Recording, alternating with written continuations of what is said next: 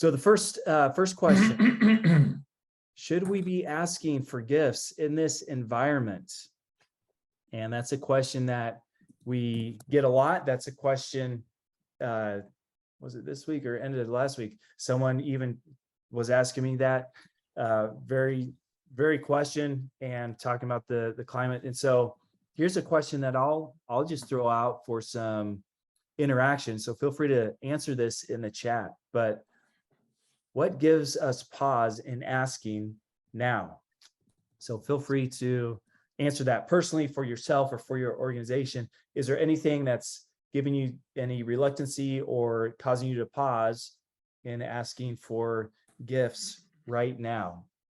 Yeah, so I had a client recently make the statement, well, we really feel reluctant to ask for gifts at this time or in this environment. And so I'm just curious, from your various perspectives, what kind of hesitations that you may have or thoughts that you have about reluctance when people talk about at this time. What is it that would hold us back? So let's see. People may not be thinking about year and giving right now, and they'll forget us later. Yeah. And Suzanne is in a current endowment campaign. Yeah. Other thoughts? What are some of the reservations? Somebody said, there's just been a weather crisis. I had talking to somebody in Florida. They had a hurricane come through. We can't ask people for gifts because they're recovering from a hurricane. What are some other? Inflation. We got a couple inflations. Let's see. Everyone's feeling that. Sandra, where are you? Sandra Thornton. What location? Evidently. Tulsa. I'm in Tulsa, Oklahoma, Street School, 11th and Yale. Okay, so there's inflation in Tulsa. Yeah. So let's just talk about that whole question about should we be asking now?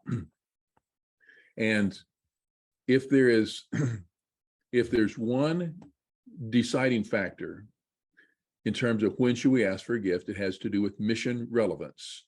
So if your mission is not relevant now, if your mission is relevant now, then don't not ask, do ask.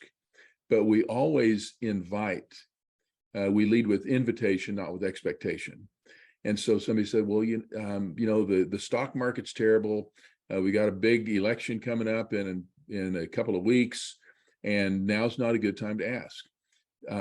Is it a good time to receive? And if it is a good time to receive, then extend an invitation, but don't expect people, you have to do this thing, right? So really that has to do with a lot with tone and attitude as we approach givers. And giving is always voluntary. So we want to approach people on a volunteer basis. Somebody else said we just had a big fundraiser, so asking again so soon. Again, don't demand. Here's sometimes what our thank you letters convey. They don't use these words. We received your check in the mail. Thank you. We think you still have some money. We want that too. No, we're not going to do that. However, as we approach the end of the year, might you consider a special gift for fill in the blank, Claire House, as we come to the close of a new year and anticipate the start of another one. So is now the time to ask only if your mission is relevant. What's next, Aaron? Well, who should we approach? Are there, there's a lot of people in the world.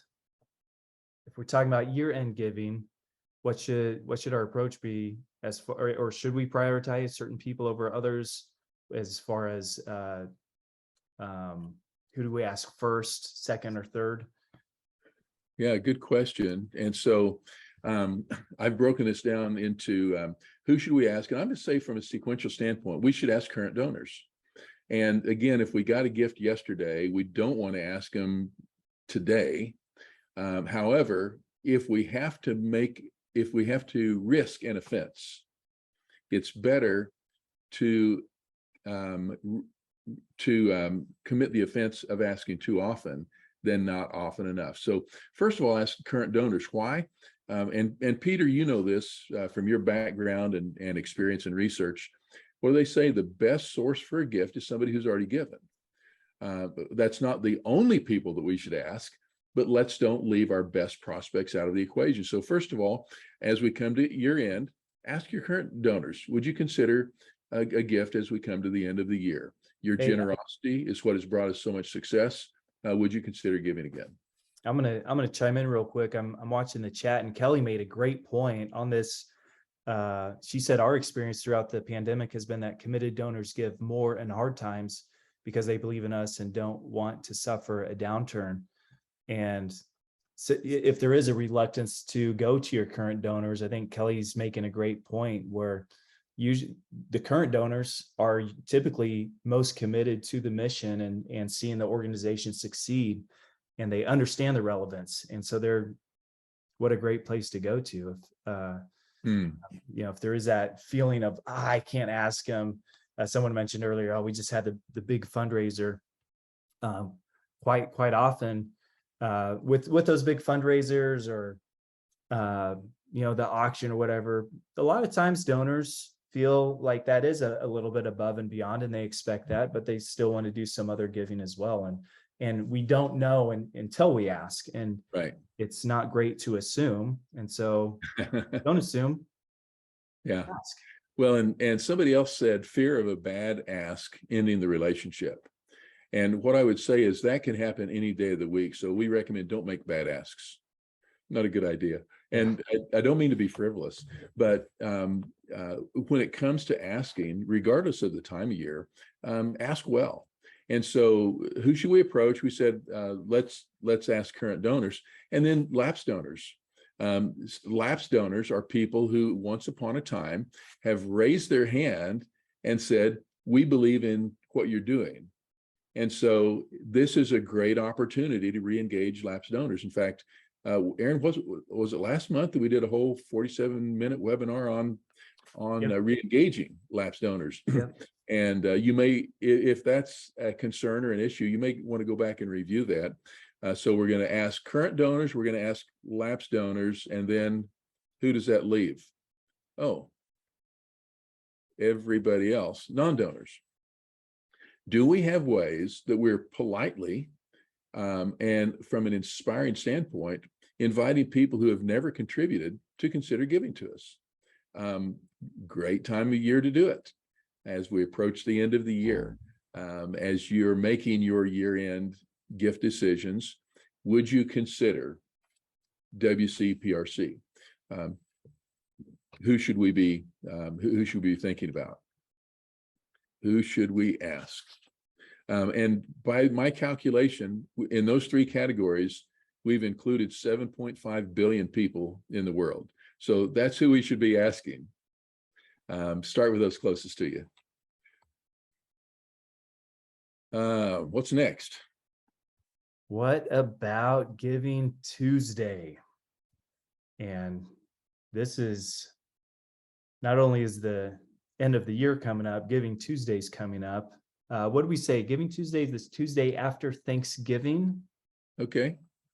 And it's, I think Giving Tuesday is a great tradition. When you go from gratitude on Thursday, Thanksgiving, to kind of a Black Friday is maybe a little inward focused, spend it on me. You got Cyber Monday, get some sales, make some purchases, get ready for Christmas. And then you got Giving Tuesday following it up. Some people think that Giving Tuesday was birthed around Don Manis's birthday. And I don't know I don't think he's on the call, but we'll have to send him this clip, but that's not where it came from. But what a great way in the midst of getting ready for Christmas season and spending to also think about our charities and to give. But what do we do about Giving Tuesday? Yeah, so real quick, and just if your camera's not on, just take a minute, turn it on, or you can do the raise hand kind of thing. But just by show of hands, how many of you would say that you have a Giving Tuesday plan for your organization? Hands up. Got a See few, couple. got a few. Okay, a few more. Great.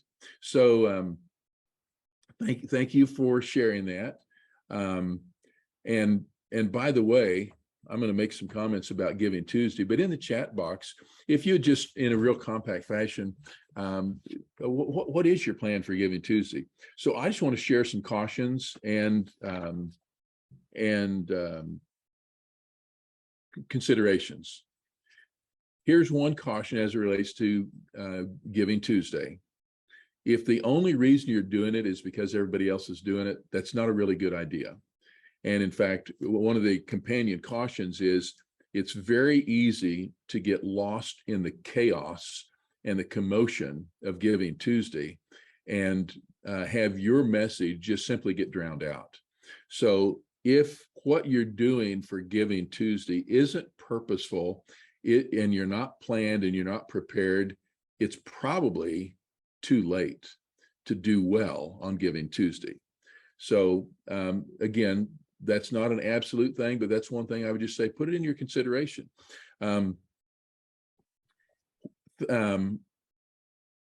If Giving Tuesday isn't mission strategic, think about something that is. And I'll give you an example. I do a lot of work with Christian charities. You may want to think about something around the time of Easter, which is a big time of celebration in the Christian faith. And if you have something structured that's mission centric on a different date, you have a chance to stand out rather than getting lost.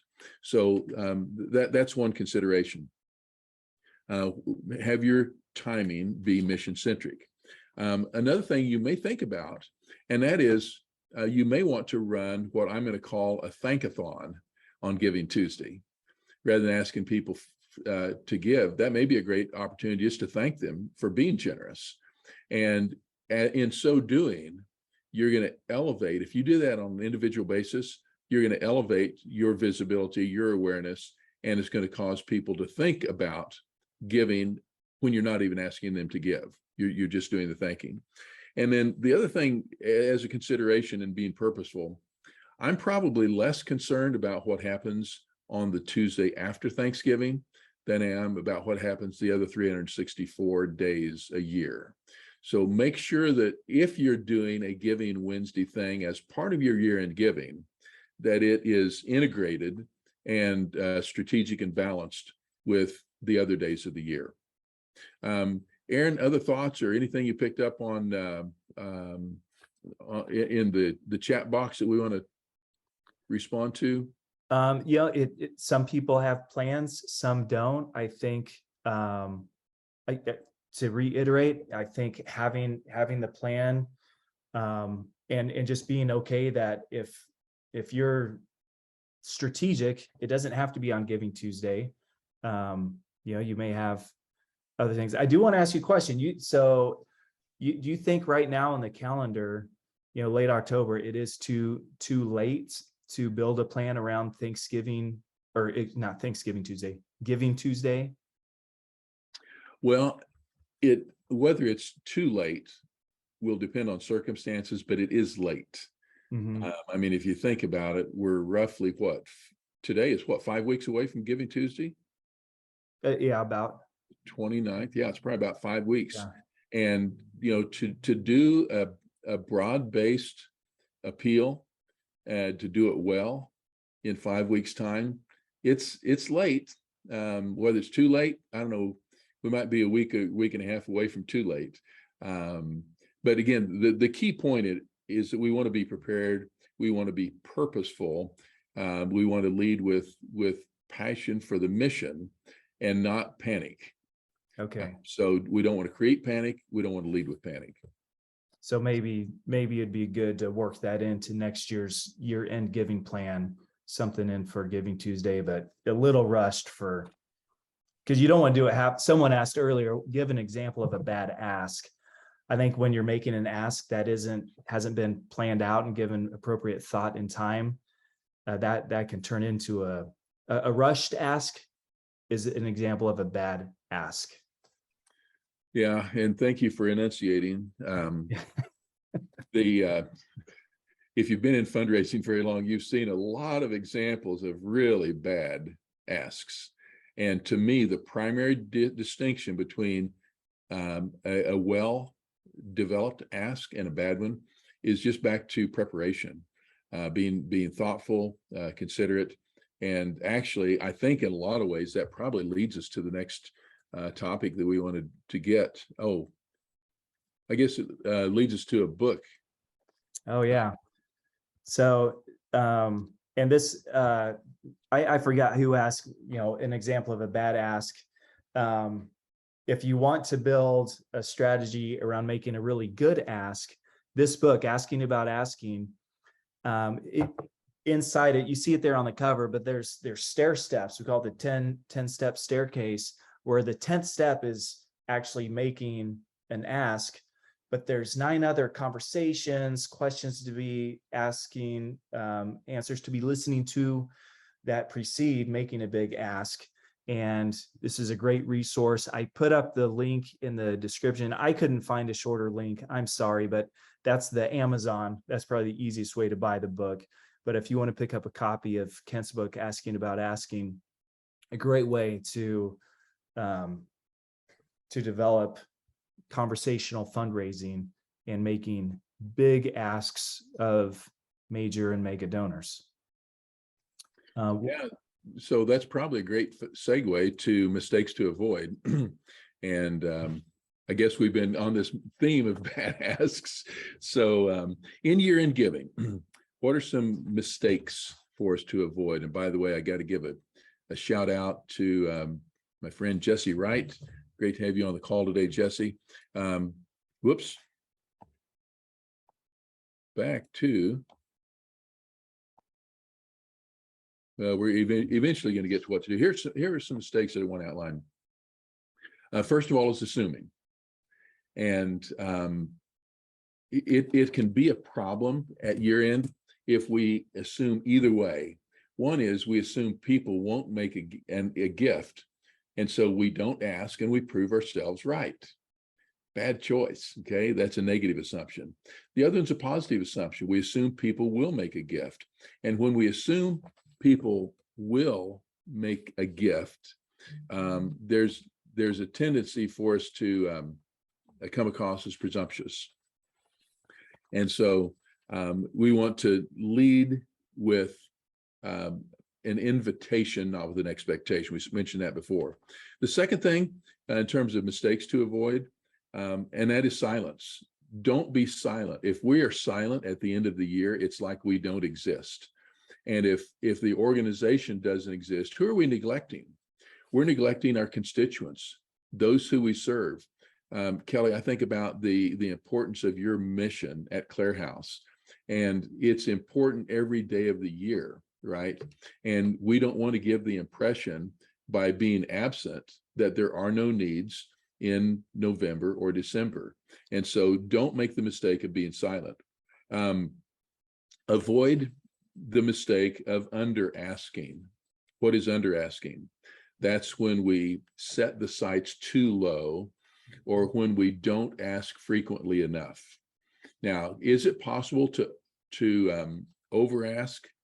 It's possible, but it's very unlikely. Again, we want to make sure that what we do is purposeful, it's thoughtful, and so don't make the mistake of apologizing for asking, because when we do that, we're apologizing for meeting people's needs, because that's what we do every day of the year, right? Is we meet people's needs. So avoid the mistake of under asking.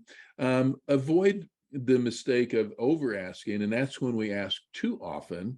It's when we ask too big.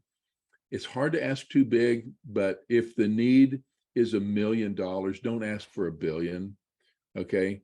If the need is $1 million, don't ask for 1,000, right? So That's kind of right sizing it. And then the over asking, don't ask in a way that we sound too needy, because we're not asking for a gift to us. We're asking a gift to serve the needs of others. So that's we are a conduit. We're not the recipient. So in a nutshell, those would be some of the mistakes that can be made 365 days a year, but especially at year end. And if you have some other maybe pet peeve mistakes, you want to put them in the chat box. If we have time, we may be able to circle back around to that. We think, shall we go ahead, Aaron, and move on to what to do? Yeah, let's need to be proactive. We got about 20 minutes left here, 22 minutes. What should we be doing? This won't surprise anybody. Thing number one is ask. We should ask. And one of the big the comparisons that we make, or the contrast. We've already talked about an invitation versus an expectation, but we want to have a conversation, not a confrontation. And again, that has a lot to do with the attitude and the way that we approach. So do ask. And you heard me phrase this earlier, but I like to lead with this question: should we consider, or would you consider? When we say would you consider, it never sounds like a demand. And we are not in the demand business. So would you consider a special gift at this time? It's an invitation. Here's another thing, a tip, and that is for us to reveal the impact. Reveal the impact, the difference that a gift makes, and that has to do with the why, not as much with the how much or the what, or even the when or the who. What is the why that your mission represents? Whose life will be any different as a result of the gift? One of the things that you don't want to do, I mentioned earlier, be needy. Here's an example of needy. Our year's almost over and we haven't met the budget yet. Nobody cares about your budget. I mean, I know that it's painful for this finance guy. It's painful for me to acknowledge that, but nobody cares about your budget. To people outside the organization, it's a random collection of numbers. Nobody cares.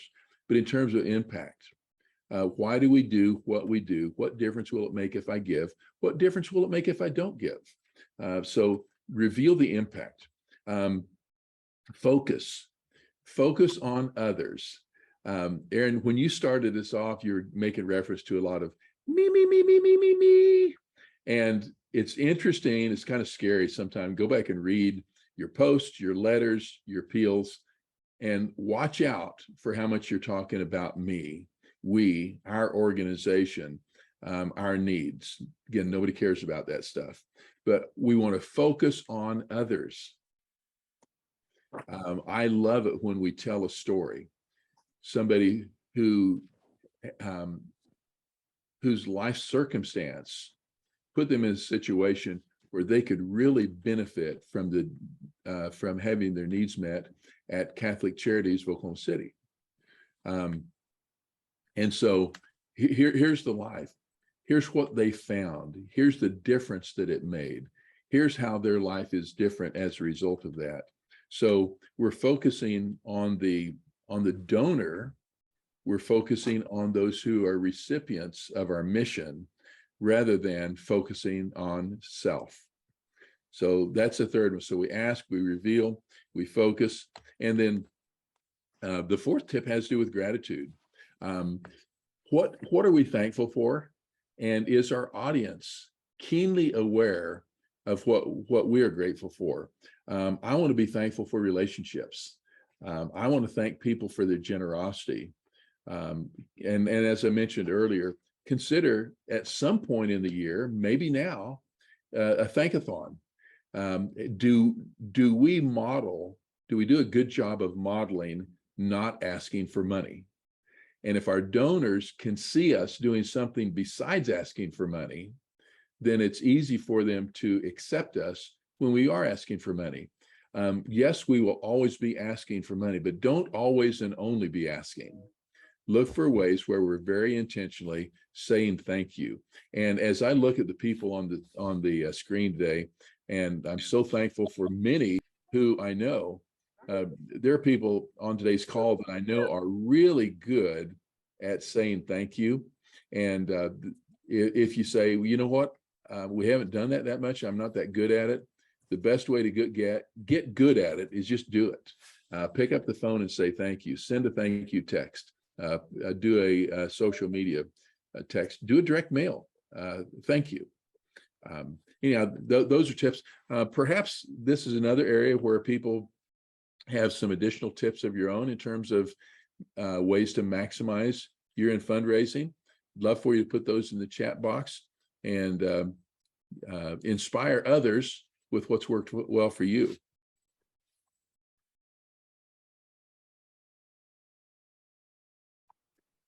Yeah, feel free to, as you're thinking about that and dropping it in the chat box, let me go back and clarify or maybe expand on one of the thoughts when we say that. I think that, nobody cares about your budget, are you short or long on it? What we're saying there is put yourselves in the donor's shoes, as staff. Of course, we care about our budget, and we want to stay on budget. If we're short, we need to make that up. But if I'm running food bank and I had to replace the coolant process in our refrigerator so we can keep the fresh food cold, and that put us behind on budget.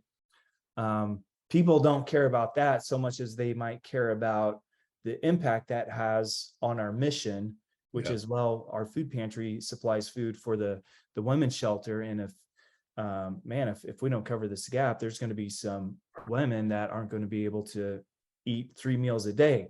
That's a little more mission focused, and that's what ultimately people care about. So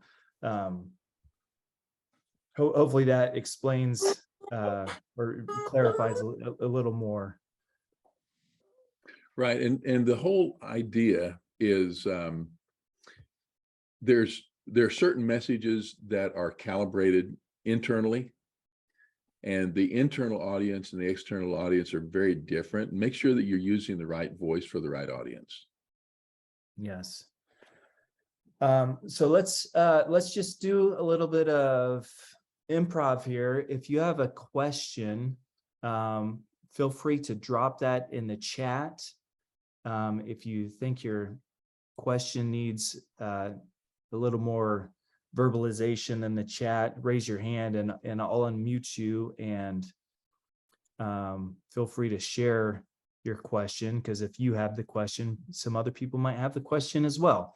But any questions when it comes to year-end giving, we'll let Deborah, she dropped the first question. What's the difference between internal audience and external? Great question. Yeah, when I think about internal audience, I'm going to go slightly external as well, but internal, my background's higher education. So we think about faculty, staff, administration, even students. The board is a kind of a pseudo internal, but those audiences are going to see and hear and interpret messages very differently than kind of the person on the street. And I'm just curious, by show of hands, who knows the name Tom Ahern? Probably the #1 communications guru in fundraising. And one of the things that he advises is that when donors read our copy, they need to see themselves. And so many times, if you read your copy, you see yourself, you see the organization, you see maybe the fundraiser, the CEO, the program person. The donor needs to see themselves. There was a problem, there was a solution. Who brought the solution? It was because of the action of the person who wrote the check that going back to Aaron's food bank analogy, it's because of that action that there were groceries on the shelf, that they were able to be delivered in a timely and appropriate way. All right.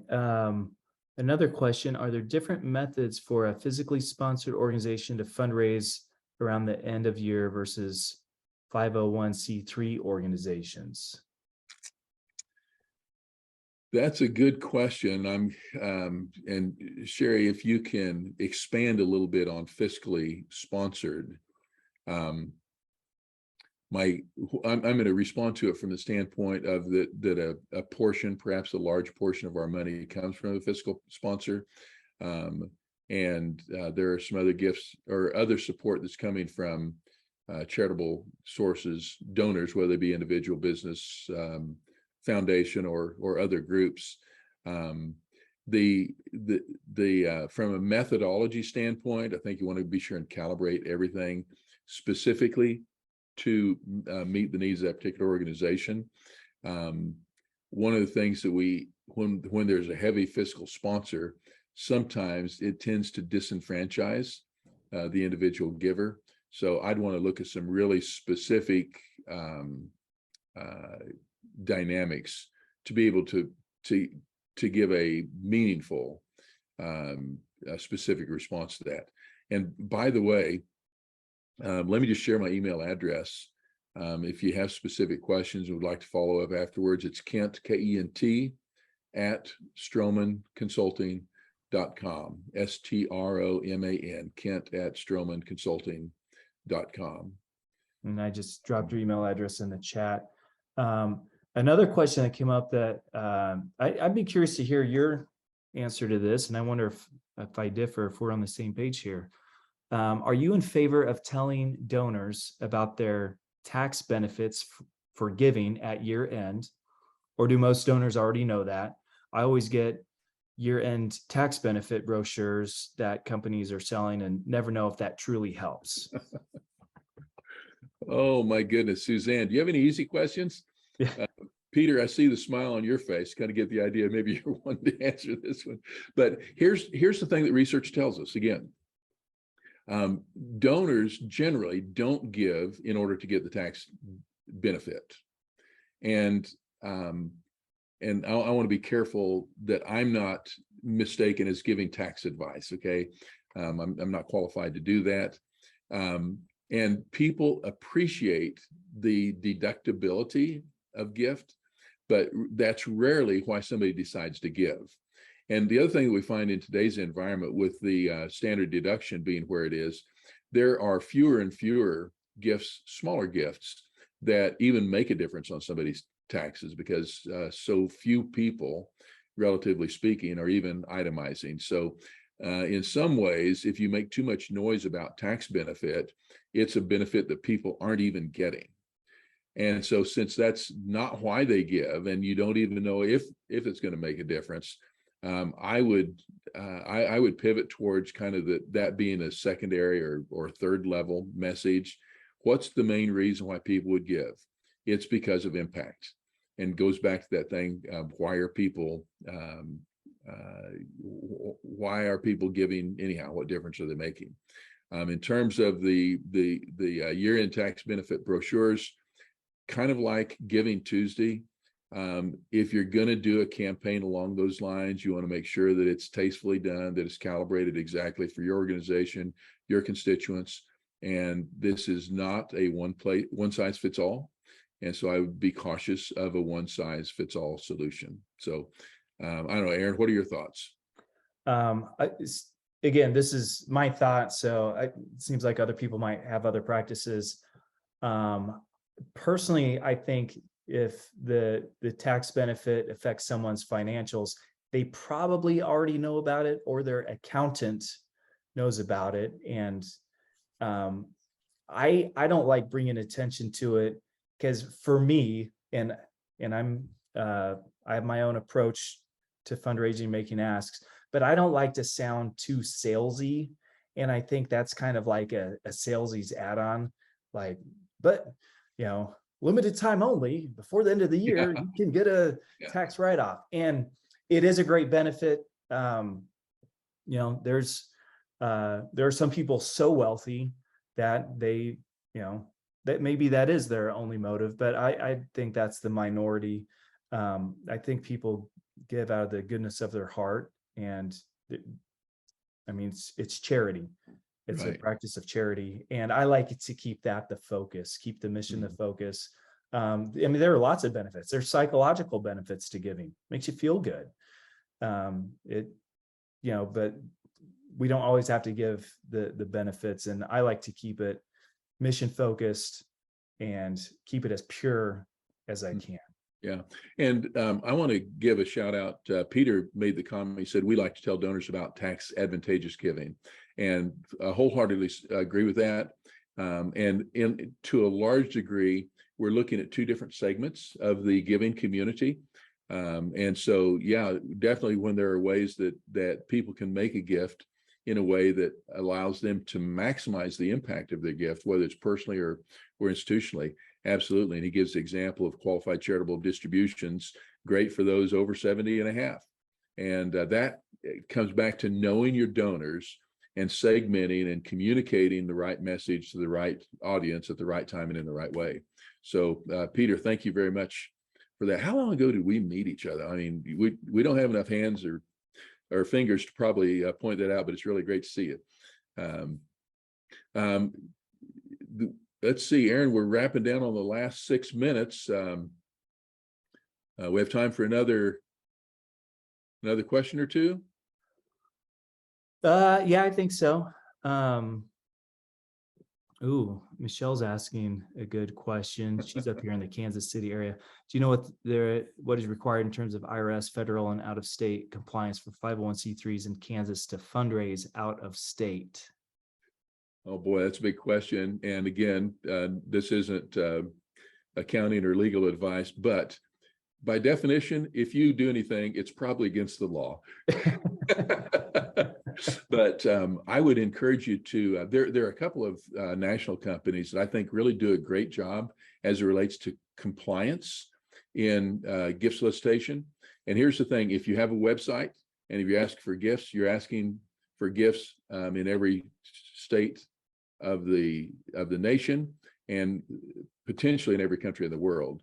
And so that is something that you need to be thoughtful about and go to the professionals to find out what the exposure is, what the risk is, and what the protections are. So definitely. And let's see, I'm going to go back and share screen for a minute. We got just a couple things I think we wanted to do as we're wrapping up in the last, oh my goodness, we're down to 5 minutes, Aaron. All right. We got the Q&A. What's next? Let's see. Oh, lightning round. Top takeaway. So for the lightning round, everybody, one thing you can take from today's session and put to use in your work today or tomorrow. Feel free to be compact with that, but what's one thing that you can put to use? First one up. Thank you, Chris Ellis. Focus on the donor, not on us. And let's just flood the chat box. Yeah, donors need to see themselves in the appeal. And while we're doing that, Aaron, you want to give us a couple other things to wrap up? I'll watch the chat box. Yep, and I'm going to drop the website there on the screen into the chat box, the askingacademy.com. We've been doing the Asking Academy, but we just got its own website. So we're proud to announce the website of the Asking Academy. Not only does it have the information about it on there, but if you guys, we haven't really publicly promoted this one yet, but if you could click on that link, and we know that there's, with the new website, always some errors, whether it's in the coding or sometimes typos or whatever. But if you want to look over the website and give us some feedback, we'd certainly appreciate that. And then if you want to go to the next slide, we do have a couple of Asking Academies coming up at the beginning of the year. So not year-end Asking Academies, but at the end of January, we have our Asking Academy Classic. And this is an in-person 5-month program, but it summits January 31st and February 1st. And great for teams if you want to really take your fundraising to the next level, specifically with soliciting major gifts. Let's start talking about the Asking Academy Classic. We also will offer the Express towards the end of February. This is a virtual online condensed version of the Asking Academy. By nature, if you're on this Zoom call, you get the virtual experience, and that might be a good idea as well. Details on both of those will be on that website, the askingacademy.com. So if you want to hear more about that, but this is one of our favorite trainings that we do with people, getting teams and individuals geared up and excited for making big asks from big donors.